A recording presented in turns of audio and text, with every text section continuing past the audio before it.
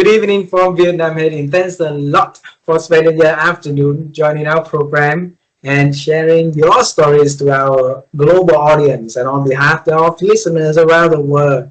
Thank you. Well, you're welcome, and I am honored that I was your first Icelandic person to connect with you. Like, that's brilliant, isn't it? It is, and I didn't like I shared earlier on our conversation that 4.5 years ago when we started this program, we never know one day we'll be able to reach out to 100 countries, having deep conversation with amazing people, the people who want to change the world the way they do the world, right? And giving us so much of joy, of reflections, of things that we can contribute to the world through the works, and all started with an idea. All started with an idea, and we hope that idea we'll be able to multiply that ideas, that hope, or to many other people, so that we can go to 100 countries. They can go to 150. We can do 1,200. They can do 2,000, 5,000, 10,000. Limit is in the mind only. So thank you so much for helping us not only get to Iceland, also get into other countries and meet Marco also. So I appreciate that. Okay. Well, you're welcome. And a small Yes. idea, can grow into something big, because if Edison would not have had the idea of electricity, we would not have the light bulb or like whatever. So keep on trying. Like, if an idea is good, maybe it will work and maybe not. But your idea is working. So congratulations on that. Yeah, thank you. And then we first met through an idea of doing contributing to a global initiative that we started a couple of days ago, remember, where we shared something about superpower of women have and how they can leverage that. And 50 years ago, your country started that idea, having women leaders, right? Yeah. Yes, 50 on Friday, October 24th, 1975. The ladies in Iceland, they decided to take the day off. So every woman in Iceland, they said, yeah, why not? I have to go downtown and I have to celebrate. And that started a conversation about equality and about equal rights and stuff. And that sparked, as I said, discussion. And then 5 years later, lo and behold, we elected the first female president in the world. And something like this is important, because it's not like we men, if we would die, me and my wife today, and they would open up our brain and take out the brain would be the same, isn't it? It is. Yes. So we why is it that we are not all equal? Why is it that we have to say that you can't or whatever? But this has resulted, it is a work in progress, but last year we elected our second female president of Iceland. Our prime minister last year is a female prime minister, and our bishop is a female. So the country is just a female-led country. So something happened. October 20th, we shared that video. October 21st, the world had the first Japanese prime minister. So Takaichi-san becoming the first ever, female prime minister in the country like Japan. You see the world is changing and changing and changing. It's crazy, right? It's beautiful to see it also. So it's not about, and it is not about if you can or can't. It's the question is, like I said in the video, and what I believe that a female touch is better, because this war thing everywhere and make this great again or whatnot, would women do it? Don't think so, because we have to live together. Yeah. So it's not happiness to think about war. So I like let's talk about something else. Let's talk about something else. And let's talk about the first the first guest that we have on our program from your country. So Yes. conversation is all about you today in this conversation, right? Yes. And you haven't been to our country, all right? So you have a new friend, new family here. If you, your wife, and your twin decided to travel to Asia and put Vietnam on the list, you know who to call. We have a lot of guests came here and they call us, and then we have a chance to meet them in person or somewhere in another countries. If we happen to meet each other, that would be wonderful. All right. Yeah. It's Hey. Asia is on my bucket list. So because my wife, she traveled to China because my sister-in-law, she was working in the Icelandic embassy in Beijing, in China. Oh, how So long my was that? wife, she worked there for 3 years, but she had to Oh, go back when COVID started. So, or else she would probably be still like she was lucky. She got home before the Chinese government closed the country, so she was able to travel. But my wife loved it. She loved the easiness. She loved the food, and she loved like what is there not to love? hey, see? So it is definitely on our bucket list to Yes, travel please, to Asia, and please. that's I think for everybody it is not, and people, young people, they tend to travel to Asia, and they get so inspired because there are so like your culture and your like how you do stuff and your buildings and your preservation of your history, and it's just okay. Granted that unfortunately, Vietnam was in the midst of something bad in the 50s, in the 60s and 70s. But you have risen, and that's good. So that makes you even more determined that you want to visit and go to Asia because you have something. You have something, and it's just. I think you spread something that is so good, and it's happiness. And then you've been doing the podcast for to happiness, right? So But we're gonna get there. Hold on for me. Hold on with me. All right. yes, I want to lead to something because here in our culture, your wife came to China, similar culture in here, but it's very honor. If we can have you to share a little bit about who you are and the work you do, so our audience get a little bit understanding about heading. yeah. Yes. So I am a 29-year-old man. I'm 58, but I feel like 29. So like Let's make it 29 then. age is just a number. But I am a social educator. I have been working with people since I was 23. I grew up in a home where my father was an alcoholic, and that, of course, defined me in that way that I didn't want to see anybody else suffer in a way, in a sense, because I wanted to be like, I was always happy.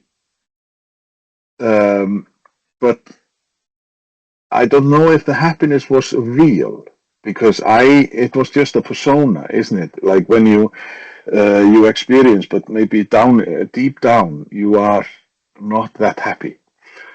But I met my wife. Next year we have been together for 40 years. So, like, yes, thank you. So I don't know much anything else, but she is my soulmate. She's my best friend and everything. And then we have had this unbelievable journey in life. We have both. My wife is a phys ed teacher. And I am a social educator. I took my MBAs when I came back. Finished my MBAs in 2014.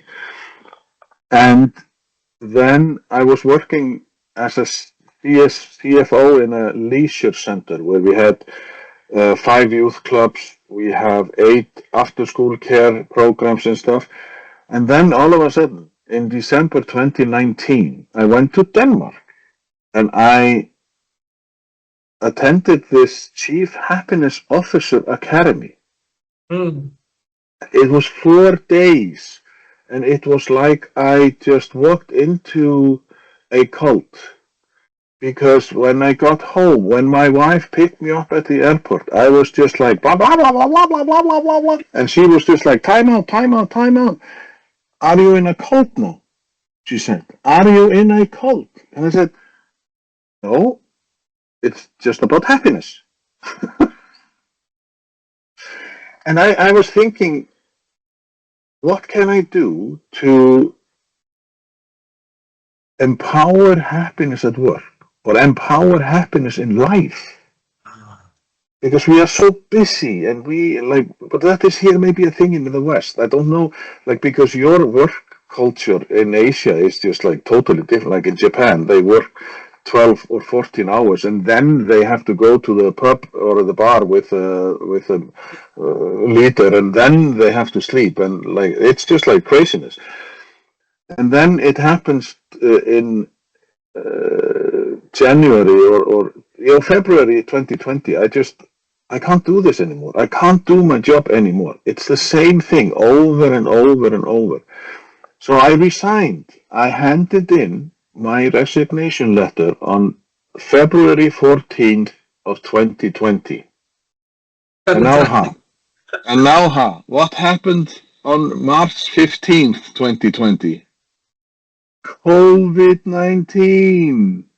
Like it had started, but like a month later, countries, they started to shut down, and they were just like, okay, what is happening? How do we do this?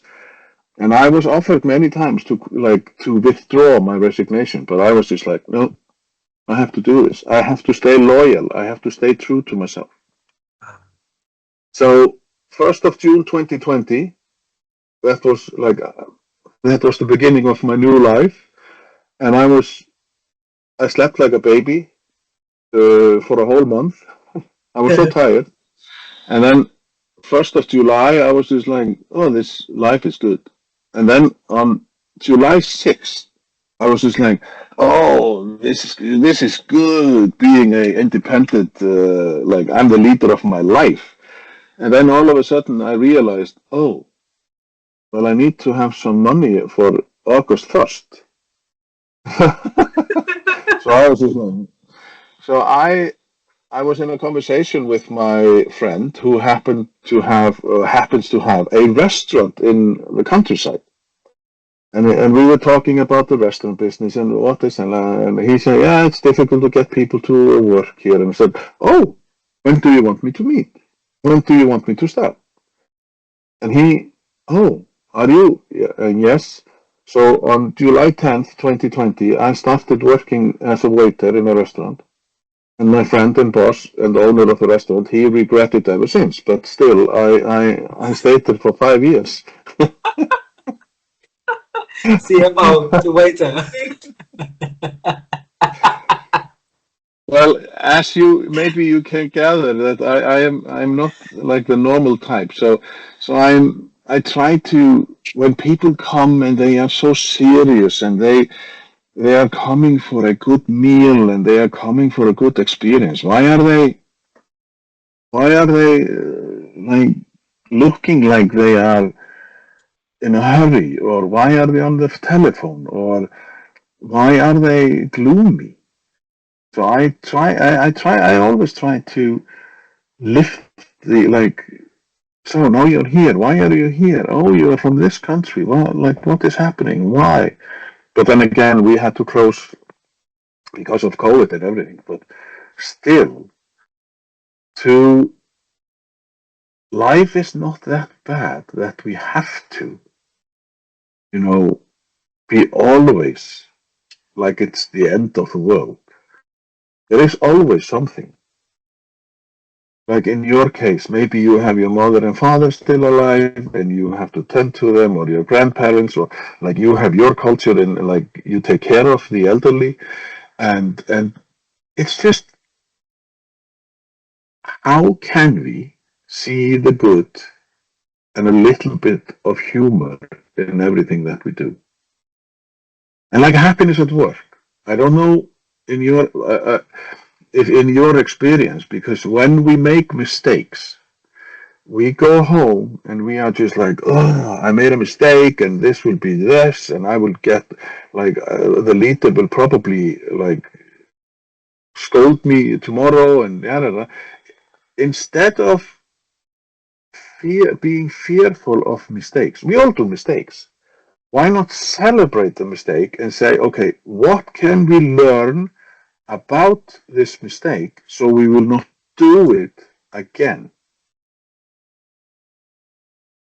And and then there is always this thing about we are always rushing into, like, have a project, we are driving a project, then we finish the project, and then okay, tomorrow we have to start this. Celebrate the results, celebrate, and just take the day off, or like do something together that, you know, there is no rush. The next project will eventually come. And even though it's on the second day from the last project, you know, it's just like, how do you implement these kind of things? And it's just because results and relationships are the two biggest things, isn't it? We all want to make some good results in our work, but we also want to have some relationships at work. And we don't have to fear each other. We are all different. And we have to celebrate that we are. I'm so happy that everybody is not like me.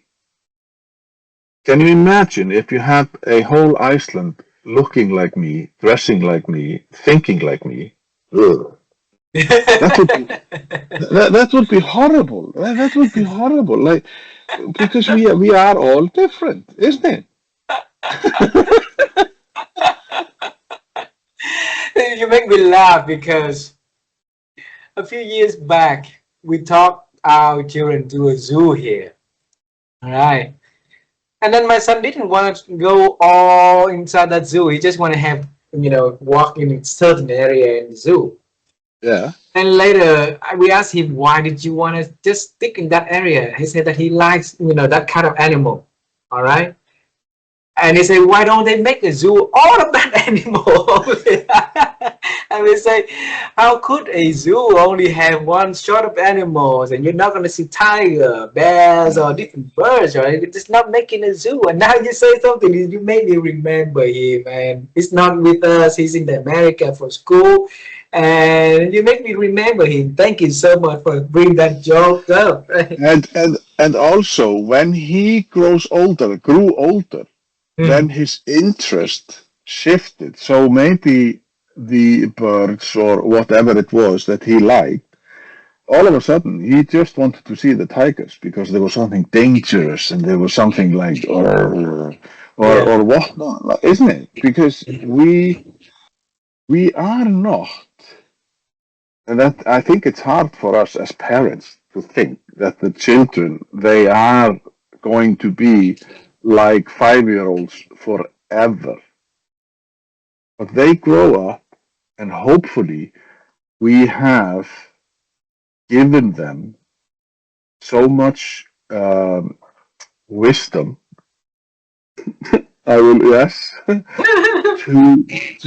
To figure out how to live and how to carry on the legacy of, like, oh, your grandparents, they did it like this, but you have always options. And as you say, like, and now your son is in the US and he is reading and he is studying, and then maybe he remembers this story, and then he realized, yes, this is called progress. Like, we have to evolve. There is nothing like, we can't stay, oh, the year 1970, that was a great year. And it's 2025. Like, you have to move on. You can't.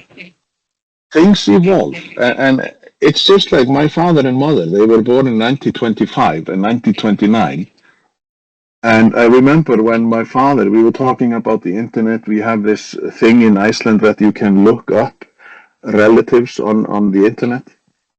You Yeah. have this database to see if you are related. And he said to me one day, ask the guy on the other side if John Johnson, he was, and I was like, what? No, what? No, there is no person sitting on the other side when I Google stuff. And there is no, like, it's not like Ha in Vietnam who is answering for me that John Johnson, he was born in 1853. But, you know, he didn't realize that the internet is data. So, and the thing is, when you go back and you think about my father and mother, they experienced the Second World War. They like there was South Korean War, no, the Korean War, the war in Vietnam, the telephone, the mobile phone, the TV was black and white, and then it was color TV. You know how technology, and now, like me and my wife, although we think that we are very much on top of things, we are just like, okay, what's this? What is happening? And the kids, our kids who are 25, almost 25, they are just like, you know, they are still, they are still rolling their eyes. Yeah. I don't know why. I don't know why.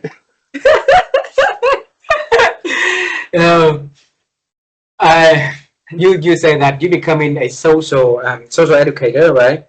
Because you want to help other people in life not to go through the same experience that you had when you grew up inside the family, that your father, you know, in the good time, that he's loving person, but when he's got under some drinks, then it's a different story. So I think it's a little bit of a dream for a young kid, you know, going to that certain age, and then maybe they want to go on with something, move on and forget that kind of memory, that trauma that he has, might have, right? But you make it a determination to do something with your works that will help other people to not get in that same experience. That's very, very courageous of you. Where did you get that idea, or that determination, or that boldness, that resilience to do that? Well, I think that when you realize that you are not alone in a situation, like I thought that I was alone. I thought that I was the only child in the whole wide world that had a father who was an alcoholic. Oh. And when I realized that there were more people, there were like plenty of others who had the same difficulty, that their parents were alcoholics, it opened a whole world for me. I was just like, oh, and why are we not talking about this? So when for example, when I was, I think 15 because I also had a brother who was mentally challenged, and it was just like his way. It was like he was just doomed to stay inside and do nothing. Why? He was a great person and he was well liked, and why not like give them a chance? Give them something to do. But I think that being with other people gave me a lot of things. Seeing that people were in their own corner, just thinking about their situation. And when I started working in a youth club in 1990, I came to realize that this is what I wanted to do, because this is just to remind people that life is not as difficult as, because when you're in the teenage years, maybe you remember it yourself, your hormones at the age of 12 or 13, the hormones, they are just like like fireworks, and one moment you are happy, and the next moment you are just like, oh, you're like a tiger or whatnot. And when I went to Denmark to study, and that was also a great place to be. I stayed there for 8 years, and it was very good period because you learn so much when you go abroad and you open your mind for other cultures. Although Denmark and Iceland and the Nordic area, we are very similar in thought, but they have their own like hygge, they call it. So they love to light a candle and then they tuck themselves under a blanket and then they read a book or whatever, like how you or take a cup of coffee or tea. And it's just, I thought, yes, this is my mission. This is my mission to tell young people that they matter, they are valuable, and they can do stuff in life. They can have influence. And it's funny, when I started working in my hometown, when we moved back, and I was working in my hometown, and I saw, like, when you stand and you look over a bunch of people, a bunch of kids, because they are all in school. And I just could see, and I remember this one day where I walked to a kid and said, I tapped my hand on his shoulder and said, "It's all right, you are not alone." And the kid was just like, "Huh? What do you mean? Just, you are not alone." And then the kid came to me and said, what did you, like, yes, all kids, they have parents that do something that is worrying. How did you know? How did you know? It was something, I just saw it. There was something. But then again, in contrast, people who are doing drugs, I don't see it because that is not my thing, Whereas my colleague, she was just like, she pointed at the kids and said, "He has been smoking weed, this," and I was just like, "How can you see that?" So there is something about this, this thing about what you experience, what you can give back, and that you are important, because my existential question was always, why am I here? My father and mother are always screaming at each other. My mother did not drink and she did not smoke, and my father smoked for like the whole family, 3 packages a day. And they were always screaming at each other. And of course, as a kid, why is it that you take this little innocent thing, which is the kid, and the kid starts to think about, why am I here? And there is something just so wrong with it. So that is like, I know that maybe it's a simplify. I don't know. This has been my mission forever. Go with me a little deeper, right? Because we want to know whether or not it's something that you get because life teach you. So the way it's nurturing, letting you to have that desire of doing something greater for other people, right? Or maybe it's a genetic way where you get it from your mom, your grandparents, your father, or somebody. So try to think where of that seed coming from. Yeah. Well, I know as much as I was 14 and I was going to be a global businessman in a shirt and a tie, study in Iceland, and then go to Switzerland and be a leader with a fat cigar and stuff. And I was like, yes, that is what I'm going to do. And then 2 years later, I was just like, who am I kidding? I hate bookkeeping. I hate numbers. I very much enjoy the company of others. So, but I think it is just watching my mother, maybe it's that, watching my mother taking care of my brother who was mentally challenged. the kindness, the goodness, what she portrayed. And so it's just, I don't know where it comes from. It's just, I feel maybe I was just like this forever, like the day I was born. Yeah. That was my role. Like, how can you tell? But take like many people say that they become doctors, lawyers, high-profile jobs because that is what is expected of them. It's a cultural issue, I know, in your country. Like, you have to take the legacy, like move on with the legacy. And then you realize when you get your own kids, or maybe at the age of 40, I wanted to be a painter. I wanted to be a sculptor, or I wanted to build houses.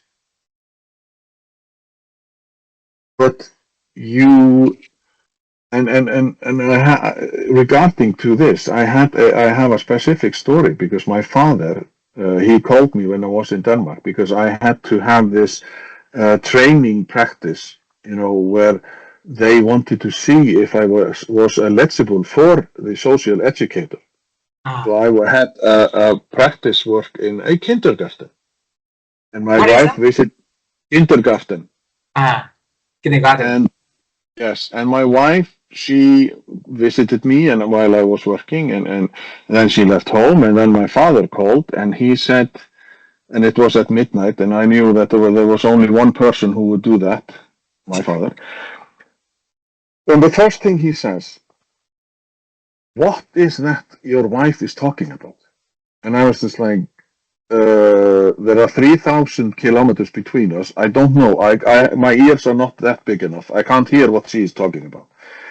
And then finally he said, "Is it true that you are working in a kindergarten?" And I said, "Yes, because that is a part of the program, a part of my studies. They want to see if I am qualified." "Well, you can go into your room, you can pack your stuff, and you will come home tomorrow." My response was, "Okay, Father, let me tell you this. I'm doing stuff that I love. And if 20 years from now, I will be still working as a social educator in a kindergarten, and if I'm happy, then I'm happy. Like, that is the mission. Because maybe in 20 years' time, you will be in the grave. So I don't care what you are saying. This is my life. You are not dictating what I am going to do." And then 4 months later, I had another training session, and I was working in the mental health area. Totally different. He is working with mentally disturbed people. But the thing is, if you have, I think, but of course it depends on, I had the bravery to say no to my parents. I was that independent that I could say, this is my life, and I am going to do what my dreams are about. So maybe it has been inside of me all these years. I don't know, but it's difficult to say how. No. Like, maybe it's learned. Some of it is learned, definitely, because if you are born and you are a blank canvas, then of course you learn stuff and you soak in. Maybe I decided when I was a toddler to only take in the goodness of people. I can tell. We talked about it earlier. See, it's pretty. Sometimes you don't have to see a person. Like, if you can't even words that the person uses, the respond way. There's a lot of signs that you can read in silence, right? Like that little kid that you touching his shoulder and he say, there are people like you, you're not alone, right? Because you're watching, you're observing, you care, and you read the signs that help you to find the compassion, the connection that help him. Maybe in his life, nobody says so, right? Maybe Mm. that little word that didn't mean anything, but it gave him the comfortability to walk in the challenging life that we are having, right? And of course, you know, there's a post-trauma syndrome, and also there's a called post-trauma growth, the PTG, right? So through those challenges, then we grow also. So it's good to have people tap on our, our back and say, "Hey, good job. Hey, do this, do that." Let me bring you to December 2020. No, December 2019. Yes, we Chief Yeah, Happiness Officers yeah. Academy. You not came. Your wife said it's cold. Yeah, she So, was a little bit. She was a little bit stressed when I was just like. but you look at it. You look at your life. Well, at young age, you went to Denmark. You came back and changed man, a changed man. And that 2019, you came to Denmark again for another program. You came back a changed man, right? I think that inside of you, it was a constantly quest for answer, constantly quest for finding something. So you keep going out to look for insights, to go back in and things like that. And you open the reservoir, the head, the heart, the guts for you to explore, to try to find that a piece of change that can transform you. And here's the question, because here's why I asked this question. Throughout the years that I've been interviewing amazing people, I see one thing that very easily see in every, amazing people. They're very open to newness. Yeah. So, yes. And for a very long time, I asked my wife, there's a lot of training on change management. There's a lot of materials and research on positive psychology, on self-help and stuff like that. Why is that so hard for people to change? Why people are afraid of changing? And then organization, the same organization, investing money after money after money on change and help people cope with change. People didn't, it's hard for them. And the next year, change management courses again, training again. So what we're missing? So this quest of the interview, like, we've been having, then we found that answer is in newness. Newness is the mentality that you are always in the open of trying something new, looking for something new, finding something new to add onto your life, so that you have more choices, right? More understanding, more readiness. So when change comes, it's just another piece of things that come to your life. You're in the driver's seat, you're not in the passenger seat or the back seat anymore. So for you, if you can relate your life to that kind of newness framework that we just talked about, and if you can relate it to your life, why do you see it? How can you define it? I mean, Well, for one thing, when I was, because I in the studies, when I was studying to become a social educator, I met this woman. She had been working as a social educator for 26 years at the same place from the day she finished her school, from she finished her studies. And somewhere in my mind, I thought, I think I will change my job every 5 years because I don't want to stagnate. I don't want to be like, I want to be challenged. I want to, like, it's very, everybody needs the security of a paycheck and that your life just is a continuum. I think we have, as a human persons or human beings, we are having difficulties of embracing newness or new things. And new things or changes that, or if there are changes, for example, in the workplace, people tend to, it's like they own the company or they own the work instead of maybe saying, okay, I'm not fine with this, I'm not okay with this, but I want to see where this is going. And if you still don't like it, search for another job. I think sometimes we go into this safe mood. Like I remember, like my life, you can divide it before kids and after kids.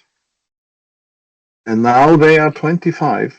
They are on the world. Like my daughter, she has moved out. She has bought a flat and whatnot. My son is in the midst of like going further. Like he is. And then me and my wife, we all of a sudden have to look at each other and say, okay, so who are we now? This is new, and we have to embrace our future, because hopefully, as we mentioned with the kids, that we have given them a lot of wisdom to do good on their own. But I think it's and we started both. Like my wife, she is very much into sustainability, upcycling clothes. She has been, like, as I mentioned, we have been almost together for 40 years. So, like, we know, like, we can finish each other's sentences, if you like. But I think that people, if there are too much changes, then it's like a volcano. Like the volcanoes here in Iceland, they have disturbed so many lives, and people don't like it. What is it with this earth? Why is it like spewing up this magma, and what is happening? Why? And I think that is something that we here in Iceland, we just like, you can't force nature to do what we want them to do. Nature just does what nature does, and we have to live with it. But I think that we are afraid, because when we have had, like, if you have been working for 10 years at the same company, and then some new leader, some new young hotshot, as the elderly would be saying, and like, oh, we have this idea of doing this and that and that. People start to like, oh, there is something like, yes, and they don't like it. But of course, there are changes, and Kotter, like the guru in change management, he says like maybe you can get people to work with you in changes, because of course evolution. Like, I think if people have said no to computers, not that computers, like when you change stuff out and then the computers take over, sometimes it's more work than before. That is a totally another discussion. Technology. So I don't know if, like, for me, it is just, oh, yeah, maybe we should take a right turn here instead of moving on the path. So I know, but there is a difference, because me and my wife, we are not the same in this. We were not. Like, I was just like, yeah, I don't care. I just go there and do this and that or whatever. Well, she was like, I want to know what is happening. But you can't go through life like that, can you? So I think we have to embrace sometimes what good can come out of changes. You And mentioned either, one. yeah, and you have to decide, is this then the workplace for me? What have I learned in this workplace? Can I take maybe my knowledge and make my own company? Because it's just a new beginning. What can you do? What are you like? And you have to, because I could have walked around, and I did for a period, like for many years, that if something happened, the excuse was always, well, I am a kid of an alcoholic. My father was an alcoholic. That's why I. But then again, I had to say, okay, that was then. Who am I today? And who do I want to be in the future? That's maybe why I am open to, like, yeah, let's change this. You mentioned one golden word into one you just say. Actually, two, but I'm going to start with one first. And that is something that my wife and I wanted to do for this world. Deeply, deeply. Like you came back from Denmark and you just blah, blah, blah, blah about, the change and happiness, right? We want to help people to improve their ability to think. Yeah. Because we believe that our thinking it has a lot of issue at the moment, a lot of noise out there that diminishes our ability to think, and as the result, our thinking also going down. All right. So we wanted to have one of the best way for us to have is to have conversation like this. And when we dive into conversation like this, people we hear stories, we find something resonate with their life, and they can change, right? And we also want to go deeper to that one also by asking. So Hedinn, how have you been growing your ability to think over the years? Yes. I think that the biggest challenge for us, for example, with the kids, because all of a sudden you had Snapchat, you had TikTok, you had this and that, and everything went so fast. Because when we were growing up, the news were old news because they were 24 hours old, and you read about them. But when the internet came, you had to make decision. Yes, is this true or not? Or what is this? And now you have to, and one of the big challenges when I was working both in raising our kids and working with the teenagers was you have to read between the lines. What are they saying? How are they saying this? And I think my journey into your question was when I was working with the teenagers, because that made us, while discussions, we were always talking about this. What is it that they are saying? Why are they saying it like this? And that is what is happening today. And you can see the similarity from Nazi Germany, where people, and today, where people are not allowed to think and say whatever, and they are not allowed to fight for what they believe is the right thing. Mm-hmm. Who cares if people are like gay or lesbians or whatever? I'm of the age that for me, a human being is a human being, and I treat that human being with respect, and I expect that the human being treats me with the same respect as I show them. Wow. Why does it matter if you are trans or whatnot, as long as you have a brain and you have a mouth and you treat other people with respect? I can be so pissed when people are like, oh, they don't deserve to live. What? But I think as much as I was the teacher when I was working with the teenagers, they taught me a lot, because you realize that we are not one size fits all. We are not white, we are not black, we are not brown, we are all sorts. And by listening to people, then you realize, let's take your mother. She is a poor woman. She grew up in a village which was very much poor after the war, and but still, her main mission in life was to get you and your sister an education, because education is the way out. But if she would have said, oh, it's so difficult, I can't do this, then you would have learned the same thing. And utmost respect for your mother.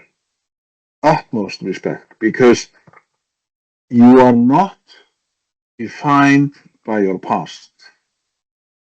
It's what you make of the future that matters. And I think that in this whole thing, because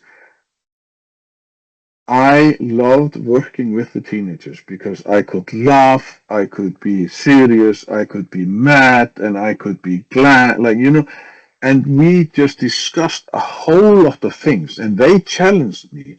Why is it that this is like this? And then I had to, pull up my things that I had in my brain. What did my father say about this? What did my mother say about this? If you're challenged, then I'm not telling, you can have your own ideas about life and how things should be, but treat others with respect. Mm. Yeah. And learn and be open and just give people a hug. Yes. I give all of you a hug when you come here.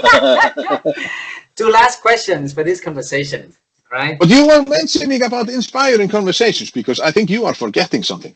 The podcast. The podcast. Yes, the inspiring conversations.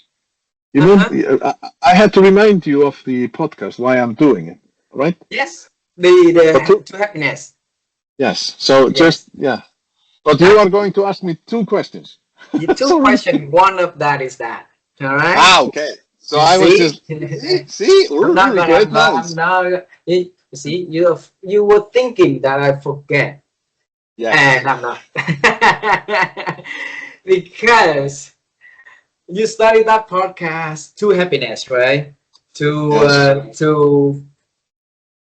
I think it's important because you've been trying to find an answer for so long. Now you bring voices from around the world through what you do to bring it in and sharing it.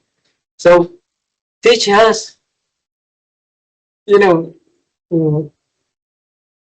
how all of this happened, and how do you feel about doing this? Because I was in this cult, after the Chief Happiness Officers Academy, we had this community of people who were together in this mission, as we could call it. And when I was figuring out life, when I had resigned, I decided, because I had podcast in Icelandic, because I love the medium. I love the media of podcast. So I decided to make a tribute to happiness at work, or a tribute to happiness. That was the name of the podcast which I started. And I got people all over from the community to talk to them, and it was just 30 minutes, and they had to answer 3 questions. What is tribute? What is happiness at work? What is happiness in life? And what is happiness at home? Wow. 3 questions. This was the main thing.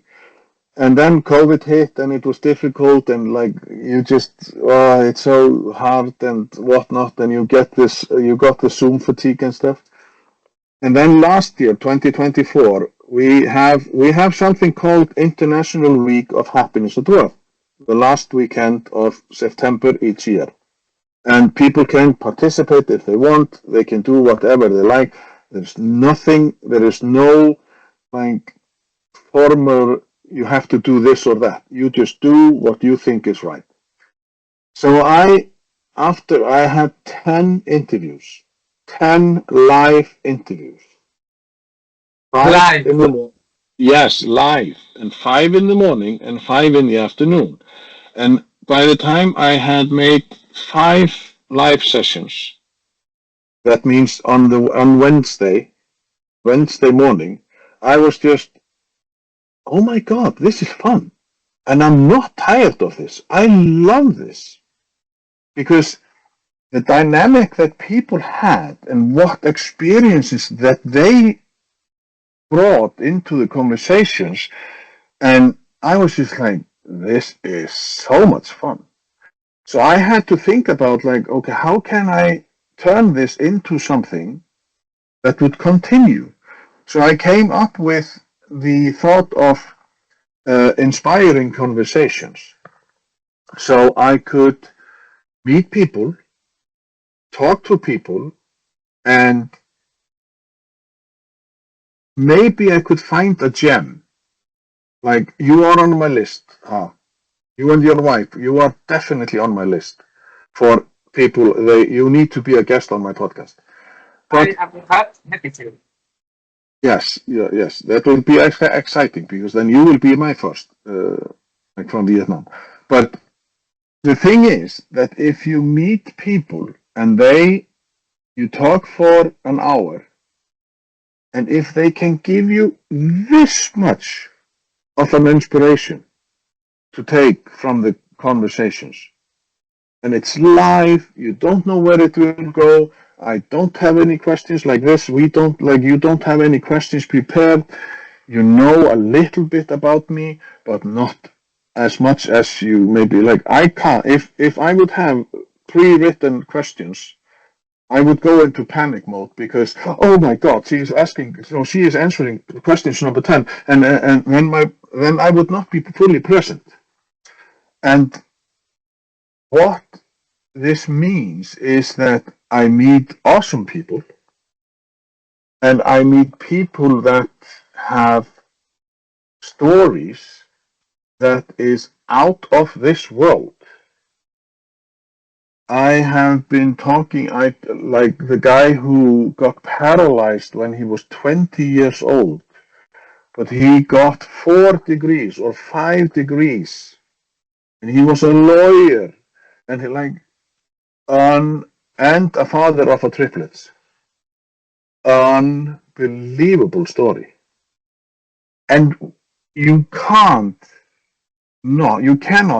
just sit there and not be, oh, and I'm whining that I don't have this or that.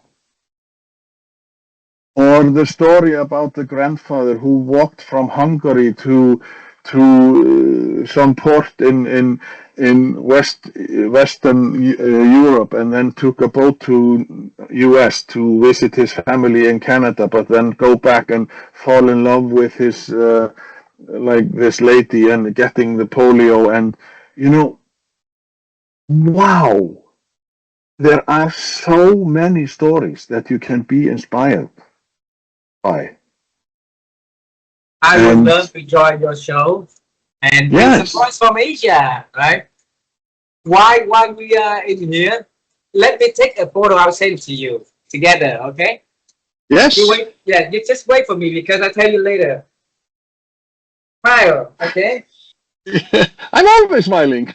Okay. Give me 1 second. I'll still do a video.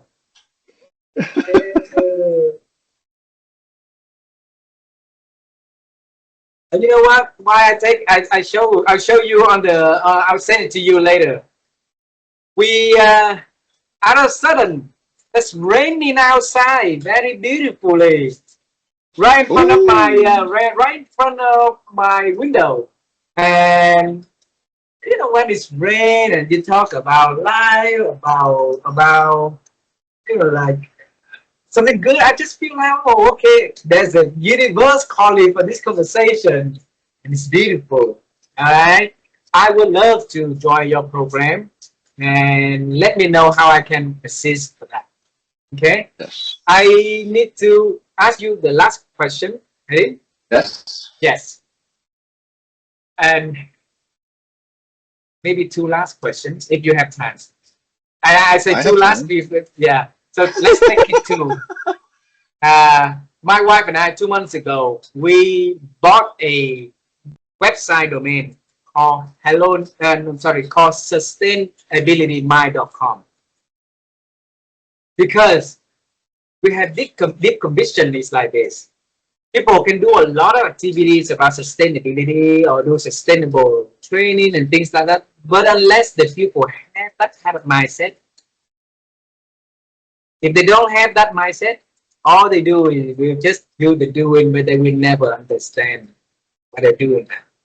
All right, and there's so many different terminologies out there. There's so many different explanations out there, and we just want to hear experts, Buddhist, or not expert, but just a regular man and women like you, like me, like anyone. If they think about a sustainability mind in their own word, and sustainability can come into all forms, right? So if that is can be defined by Hedinn, so how would you define that so that we can help sharing into our platform and say, hey, this is our friend from Iceland think about sustainability mind, and maybe you'd be interested to know a little bit about how he thinks about it. So I want to hear from you. Can I take it like in general? Because it's just like happiness at work. Last week, no, yes, the happiness at work week is always the last week in September. This year it was the first week in October because of things. But if you focus on, okay, let's take the Women's Day in Vietnam. And let's take Valentine's Day. Let's take this day. Like everything that a company does, it looks good on paper. It looks good on the website. But if you have to mean it, there has to be something that it's not on the holidays or the happy days that you say, yes, woohoo, we are celebrating sustainability, we are celebrating happiness. You have to implement these things as you mean it. You want this because we only have one planet. Yeah. There are so many things, and watching my wife working on sustainability, and that is the same thing as challenging our thoughts of Temu and fast fashion and fast food. We are always in a hurry. If you have sustainability on your agenda, do it. It's not enough to only have it in writing or on your website. You have to show us that you mean it. And I think that there are so many things that because it's politically correct, that's why you do it. But if it is a mission, you want, like happiness at work, you want people to feel the luxury of telling their minds they have the psychological safety and whatnot to say things. If we are doing sustainability, how about doing this? And then you say, okay, yes, and then go from there.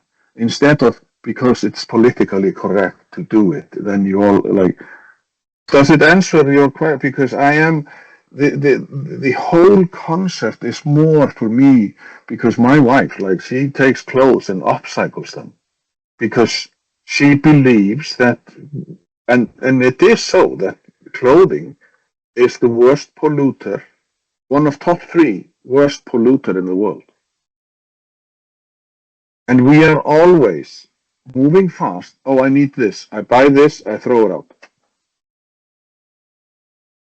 Because this fast-paced life we are living, we have to stop and relax. We have to slow down.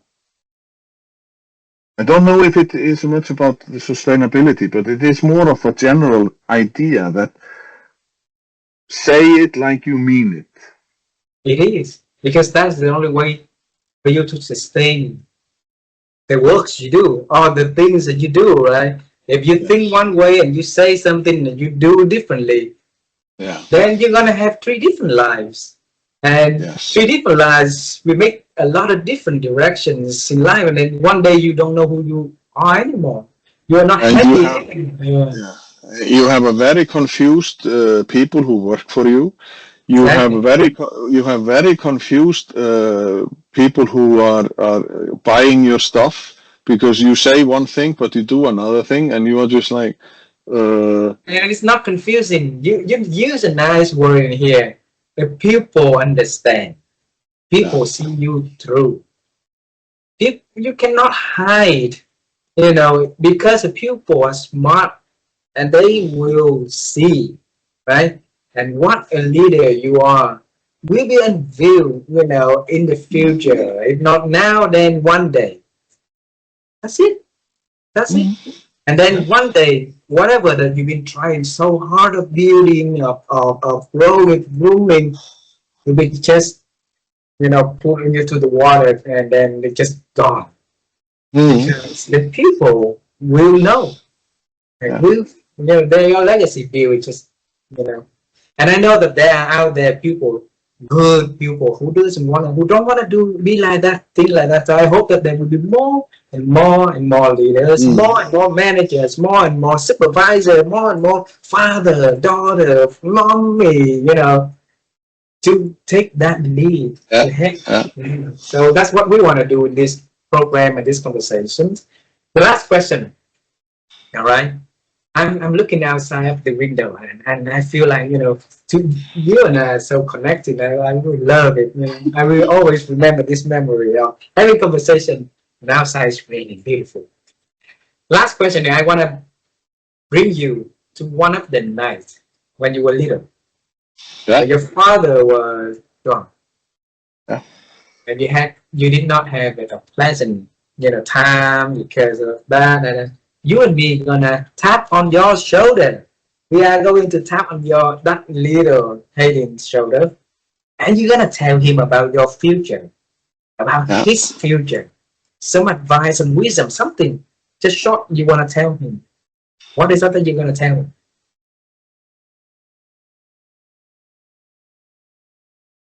Wow, this is $1 million question, you know. Oh. But if you think about it, I think I would say you will do good. You will do good. And as I see, like I would say to little me, you will do good. There will be obstacles, but you will overcome them, and you will be a person to be reckoned with. You will be a good person. You will teach others, and you will, well, reproduce. My kids, I love them, and I hope they will do good. But that comes from me. And I think that we all have a mission. There must be something. Why is it that I'm still alive? Because I have something to give. Why is it that a toddler can die at 5 years old? What is the teaching in that? What are you learning when you meet an obstacle? What is the wisdom of the obstacle? And I think that would be my wisdom to the little Hedinn, that life will be good. You will survive. There will be obstacles, but you will be a good person, and you will teach, and you have something to give. You are. See, that little kid responding to you say just fine. Hedinn, I promise you, you know, that we will have a good time together. Remember when we first met? 2 different persons from 2 different continents, never knew each other, and I told you that, hey, let's have a conversation. Let's do something together. And I'm thankful that you respond to that newness idea. You responded to it. You join me in sharing your ideas about your women leadership, their superpowers, and then now we have this conversation. To me, this conversation is $1 million conversation for sure. And there's a lot of insights in here. There's a lot of love, of care, of authenticity, and a lot of boldness when you respond to your father. When you come back home and you say, okay, happiness, I'm not gonna do the job. You hand up you hand the resignation letter to move on something, and from a CFO to a waiter. But life is, that is how life could become for a lot of people if they dare to do it. They dare to really look deep inside, right? And there's a lot of people wanting to do that, but not doing that. And we want them to respond to it, to slow down, and then to really, So thank you so much for the opportunity to know you, Hedinn, and thank you so much for letting us to have you joining this conversation and sharing your wisdom with us. And I look forward to meeting you and your family in Vietnam one day, all right? Well, or me meeting you and your family in Iceland. It goes both ways, huh? Absolutely. Tell your family to say hello. We say hello from Vietnam, and I thank you so much for you spending your time with us, okay? Well, thank you. This has been an awesome chat, and I love having a guy in Vietnam that I know. Yeah, I gotta say goodbye to you now, and of course there will be a lot of great things that we'll be doing together in the future. I believe so. Okay. Yes, I believe that as well. Bye bye, my friend. Bye bye. Bye bye.